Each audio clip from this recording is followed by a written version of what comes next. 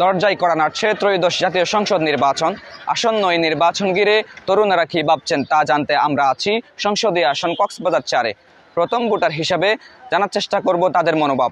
আমরা কথা বলছি এই আসনের বিভিন্ন শ্রেণী পেশার তরুণের সঙ্গে। গত 16 বছর সরকারের আমলে রাতে বুট চুরির ঘটনা ঘটত এবং যার কারণে বাংলাদেশের নাগরিক একটি হতাশায় ভুগত যে তারা সুষ্ঠু নির্বাচন পেতে পারতেছে কিনা কিংবা সুষ্ঠুভাবে তাদের ভোটটা দিতে পারতেছে কিনা। বিপ্লব পরবর্তী সরকারের আমলে অর্থাৎ অন্তর্বর্তীকালীন সরকারে যেহেতু সুষ্ঠু নির্বাচনের একটি ব্যাপার আছে এবং সুষ্ঠু নির্বাচন হবে বলে আমরা মনে করি, সেহেতু আমার নতুন ভোটার হওয়ার পরে আমার অনুভূতি খুবই ভালো যে আমি সুষ্ঠু নির্বাচনের সময়ে আমার নিজের ভোটটি এবং মতামতটি প্রকাশ করতে পারবো এবং একজন নির্বাচিত প্রার্থী আমরা নির্বাচন করতে পারবো। বাংলাদেশের সব উপজেলার মধ্যে উখিয়া টেকনাফ একটি ক্রিটিক্যাল উপজেলা। যে উপজেলা একটি এমপি হতে হলে অবশ্যই ওনাদেরকে সৎ হতে হবে, মেধাবী হতে হবে এবং যোগ্যতা সম্পন্ন শিক্ষিত হতে হবে এবং ক্লিন ইমেজের হতে হবে। কারণ উখিয়া টেকনাফে অনেক ধরনের ঘটনা ঘটে যাচ্ছে যে এর আগে যে যারা এমপি ছিলেন ওনাদের ফ্যামিলির মধ্যে অপরাধী ছিল, কিন্তু এই অপরাধগুলো ওনারা লুকিয়েছিল। আমরা চাই যারা এমপি হবেন তারা সৎ হতে হবে, যোগ্যতা সম্পন্ন হতে হবে, অপরাধ থেকে দূরে থাকতে হবে এবং ভবিষ্যতে উখিয়া টেকনাফে আমাদের যে মাদক মুক্ত রাখতে হবে। ওনার থেকে যে বেকারত্ব আছে, মাদকাসক্ত আছে, যে মানব পাচার আছে, অপহরণ আছে, এইসব মুক্ত উখিয়া টেকনাফ উপহার দিবে। এরকম এমপি হলে আমরা অনেক খুশি হব। একজন এমপি হতে যতটুকু পরিমাণ শিক্ষাগত যোগ্যতা লাগে সেই পরিমাণ শিক্ষাগত যোগ্যতা থাকতে হবে এবং ওনাকে সৎ থাকতে হবে অবশ্যই। যে উখিয়া টেকনাফ অনেকে এমপি হলে লোভ লালসায় পড়ে যায়, কারণ এটি একটি যে বন্দর আছে, বাইরের দেশের সাথে ব্যবসা করা যায়, অপরাধের মধ্যে লিপ্ত হয়ে যায়। তাই এই অপরাধের মধ্যে লিপ্ত না হয় এরকম একজন ব্যক্তিকে আমরা এমপি হিসাবে দেখতে চাই। ডাকসু, রাকসু এবং সাকসু এই বিশ্ববিদ্যালয়ে যে নির্বাচন যে মোতাবেক হয়েছে, প্রশাসনিক অবস্থা মানে কি, প্রশাসনিক যদি কঠোর চাপ প্রয়োগ থাকে নির্বাচন এমনিতেই ভালো হবে। সেখানে আরেকটি দিক আছে বলে আমি মনে করি যে আপনার নির্বাচনে হচ্ছে প্রশাসন, প্রথমত হচ্ছে সুষ্ঠু নির্বাচনের পিছিয়ে প্রশাসনের হাত থাকে। যেমন কেন্দ্রে ভোটাররা যখন ভোট দিতে যাবে সুশৃঙ্খলভাবে যদি ভোটটা দিতে পারে নির্বাচনটি সুস্থ হবে। যদি যারা নির্বাচনের ভোট দিতে যাবে ভোটাররা, তারা যদি ভোট দিতে গিয়ে যদি কোনো কিংবা এই অমুক যে কোনো দলের নেতৃবৃন্দ যদি তাদেরকে ধরেন কোনো একটা ভোট অমুকে দিয়েন সমুখে দিয়েন বলে যদি মানে কি কোনো একটা যদি গিয়া করে এই হয়রানিমূলক কিছু করে, তাহলে ভোটাররা বিভ্রান্ত হয়ে ভোট কেন্দ্রে আসবে না। কক্সবাজার 4 আসনে যিনি এমপি নির্বাচিত হবেন, আমরা আসলে যেহেতু টেকনাফে এখন কোনো মানে বৈধ কর্মসংস্থান নাই, যেমন আপনার করিডোর বন্ধ, বন্দর বন্ধ, সেন্ট মার্টিনের জেটি ঘাটের অনেক নিয়ম নীতি দেখা যাচ্ছে। আমি চাই এক কথায় মানে আমরা কর্মসংস্থান চাইবো, মানে আমাদের যিনি আগামী দিনে এমপি নির্বাচিত হবেন ওনার কাছে। তারপরে আমরা চাইবো টেকনাফটা মানে উখিয়া টেকনাফে অনেক বেশি অনেকগুলা রোহিঙ্গা এখানে আছে, আমরা চাই তারা তাদের নিজ দেশে ফিরে যাক। এক কথায় রোহিঙ্গা প্রত্যাবাসন আমরা চাই। আর আরেকটা বিষয় হচ্ছে যে এখানে মাদক পাচার, অপহরণ, আমরা সীমান্ত এলাকার মানুষ, আমাদের যে সমস্যাগুলো আছে এই সমস্যাগুলো যেন সমাধান হয়, এই জিনিসটা আমাদের প্রত্যাশায় থাকবে। টেকনাফ সরকারি কলেজে অনার্স কোর্স নাই, মাস্টার্সের কোনো কোর্স নাই, আমরা চাই বহুতল ভবন দরকার। সেটা কিন্তু টেকনাফ উপজেলা সর্বোচ্চ বিদ্যাপীঠ। টেকনাফ সরকারি কলেজে আমি আমার যিনি এমপি নির্বাচিত হবেন ওনার কাছ থেকে আমি বহুতল ভবন চাইবো। আর সেটা হতে পারে 6 তলা বা 10 তলা। আবার আরেকটা বিষয় হতে পারে ওইখানে অনার্স কোর্স হবে বহুতল ভবন হলে, আবার ওইখানে আপনার মাস্টার্সের কোর্স আসবে। কারণ টেকনাফের ছেলেদের শিক্ষার হার কমছে। কেন কমছে? কারণ এখানে অনার্স কোর্স নাই। গভর্নমেন্টের অধীনে যে নির্বাচন হবে এই নির্বাচনে আমার একটি প্রত্যাশা হচ্ছে যে বাংলাদেশের পররাষ্ট্রনীতি যে দক্ষিণ এশিয়ার দেশগুলোর সাথে উন্নত করা, বিশেষ করে মায়ানমারের সাথে জান্তা সরকার এখন আর কারার নেই। এই দুই গ্রুপের এই সাথে যদি সুন্দরভাবে পররাষ্ট্রনীতি করা যায় তাহলে আমাদের দেশে প্রায় 12 লাখ রোহিঙ্গা, এই রোহিঙ্গাগুলা প্রত্যাবাসনের জন্য গুরুত্বপূর্ণ কাজ করবে। কারণ 1974 সাল থেকে এই একাধিকবার সরকার গঠন করার পরেও রোহিঙ্গাগুলা ওইখানে যাওয়ার পরেও আবার ওই মায়ানমারের সরকারের দ্বারা নির্যাতিত নিপীড়িত হয়েছে।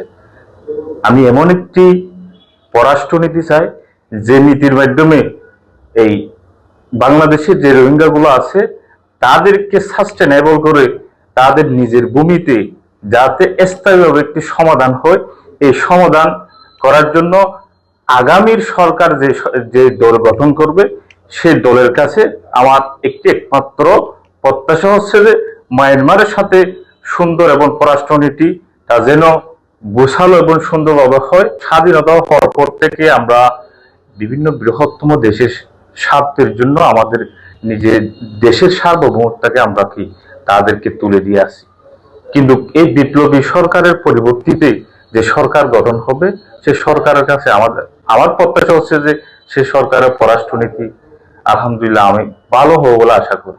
কারণ আমরা এই যে ভারতের গোলামি এবং এই চীন এবং আমেরিকার দাসত্ব থেকে বেরিয়ে আমাদের বাংলাদেশের তরুণ এবং মেধাবীদেরকে নিয়ে একটি নতুন পররাষ্ট্রনীতি কিভাবে করা যায় সেই বিষয়ে সমন্বয় করে কাজ করলে আলহামদুলিল্লাহ আমরা মায়ানমারের সাথে হোক, ভারতের সাথে হোক, পার্শ্ববর্তী যে দেশগুলো আছে সে দেশগুলোতে আমাদের পররাষ্ট্রনীতিটা উন্নত হবে বলে আমি আশা করি।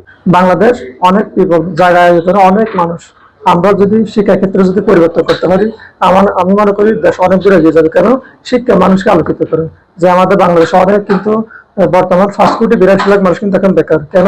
কর্মসংস্থান না হওয়ার কারণে। তা আমরা সবাইকে কিন্তু কি করতেছি? শিক্ষা দিচ্ছি।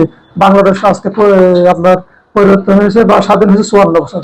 এই 54 বছরে আমরা কোনো ধরনের এখন পর্যন্ত কারিকুলাম পরিবর্তন করতে পারিনি। সেই ব্রিটিশ যা দিয়ে গেছিল এখনো তাই আমরা কি করতেছি? অনুসরণ করে চলতেছি। আমি মনে করি শিক্ষা ক্ষেত্রে যদি আমরা পরিবর্তন করতে পারি তাহলে আমরা এখান থেকে অনেক দূরে এগিয়ে যাবো। আমি মনে করি শুধু থিওরিক্যাল আমরা মুখস্থ করতে আসি, আমাদের প্র্যাকটিক্যালে লাভে গিয়ে আমাদের এই বিদ্যাটা আমাদের কোনো কাজ আসতেছে না। এজন্য আমি বলি প্রত্যেকটা বিদ্যা যদি আপনার প্র্যাকটিক্যাল হয় তাহলে আমরা কি করতে পারবো? অসংখ্য মানুষকে কর্মসংস্থান তৈরি করতে পারবো, তারা সুন্দর করে জীবনটাকে পরিবর্তন করতে পারবে, নিজের জীবনের দায়িত্ব নিতে পারবে, পরিবারের দায়িত্ব নিতে পারবে। এই সেক্টর যদি পরিবর্তন করতে পারি আমাদের দেশটা, আমাদের সমাজ, আমাদের এলাকা, আমাদের রাজনীতি সবকিছু সুন্দর হবে। আমি এটা মনে করি। আমি মনে করি শিক্ষা সেক্টরটা সবচেয়ে আগে, ওখানে যদি ফোকাস দিই ভালো হবে মনে করি।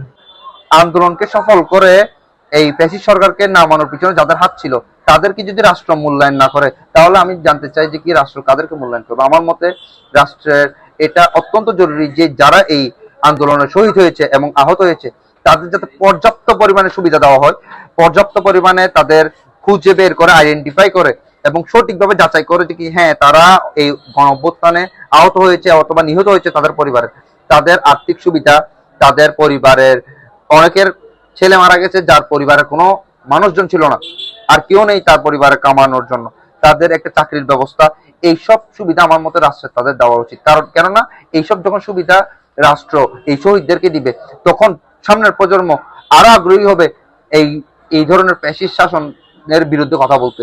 কিন্তু যদি এইবারে যদি যারা শহীদ হয়েছে, যারা আহত হয়েছে, তারা যদি ন্যায্য মূল্য না পায়, ন্যায্য ক্ষতিপূরণ না পায়, ন্যায্য সম্মানটা না পায়, তাহলে আমার মনে হয় না ভবিষ্যতে এমন কোন আন্দোলন আমরা আর চোখে দেখতে পারবো। এবং ভবিষ্যতে যদি এমন ফ্যাসিস্ট সরকার গঠিত হয় আবার, তাহলে আমার মনে হয় না আর কেউ থাকবে ওই ফ্যাসিস্ট সরকারকে নামানোর জন্য বা পালাতে বাধ্য করার জন্য।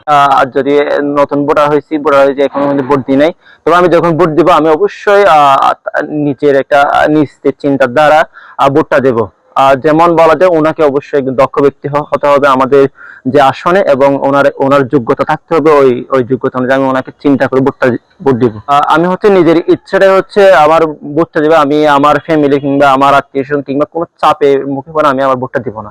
একটা সংস্কারের একটা পরিবর্তনের এই আশাটা পরিপূর্ণভাবে অন্তর্বর্তীকালীন সরকার পূরণ করতে পারেনি, যার কারণে এই সরকার অনেকাংশে ব্যর্থ বলে ধরা যায়। এবং এই সরকারের সবচেয়ে বড় ব্যর্থতাটা তারা এই জুলাইয়ের যে একটা স্পিরিট অনুযায়ী যে একটা পরিবর্তনের যে একটা মানুষের মনে একটা আকাঙ্ক্ষা ছিল, এই আকাঙ্ক্ষাটা তারা পূরণ করতে পারেনি। অর্থাৎ দেশ সংস্কারের জন্য যে তারা একটা উদ্যোগ নেওয়ার একটা কথা ছিল, মানুষের একটা মনে একটা আশা ছিল, দেশের অর্থনীতি এবং সামাজিক জীবনযাপন এবং আইন শৃঙ্খলার যে একটা উন্নতির যে একটা আশা মানুষ ব্যক্ত করেছিল, সেই আশাটা মানুষের পূরণ হয়নি। অন্তর্বর্তীকালীন সরকার সেই আশাটা পূরণ করতে পারেনি। এটাই অন্তর্বর্তীকালীন সরকারের সবচেয়ে বড় ব্যর্থতা বলে মনে করি।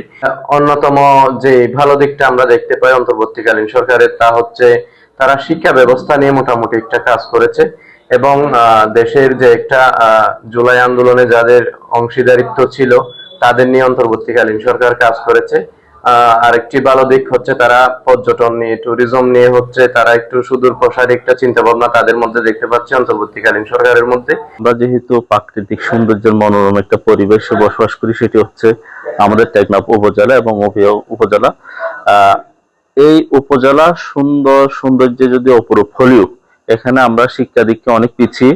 আমি সর্বপ্রথম যে কাজটি করতাম সেটা হচ্ছে এখানকার ছেলে মেয়েদের জন্য যারা জেএনজি নামে পরিচিত তাদেরকে স্কিল ডেভেলপমেন্ট করার জন্য যে যে উপকরণ দরকার সেটা নিয়ে প্রথমে কাজ করতাম, এবং এর বাইরে গিয়ে এখানকার মানুষের যে জননিরাপত্তা সেটাকে আমি বেশি জোর দিতাম।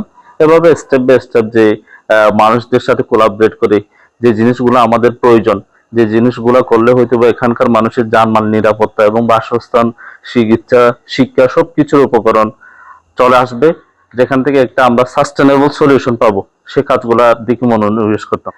যদি কোনোভাবে আমি এই আসনে নির্বাচিত হই তাহলে আমি চেষ্টা করব এই তারা যে ভুলগুলো করেছে তাদের যে রেখে যাওয়া কাজগুলো সেগুলা নিয়ে রিকভার করে এখানকার মানুষের জন্য একটা সুন্দর সাস্টেনেবল পরিবেশ তৈরি করব। দর্শক, এতক্ষণ শুনছিলেন উকিয়া টেকনাফ নিয়ে গঠিত কক্সবাজার 4 আসনের তরুণ ভোটারদের ভাবনা। তাদের এই মূল্যায়ন রাষ্ট্র গঠনে সহায়ক হবে এই প্রত্যাশায়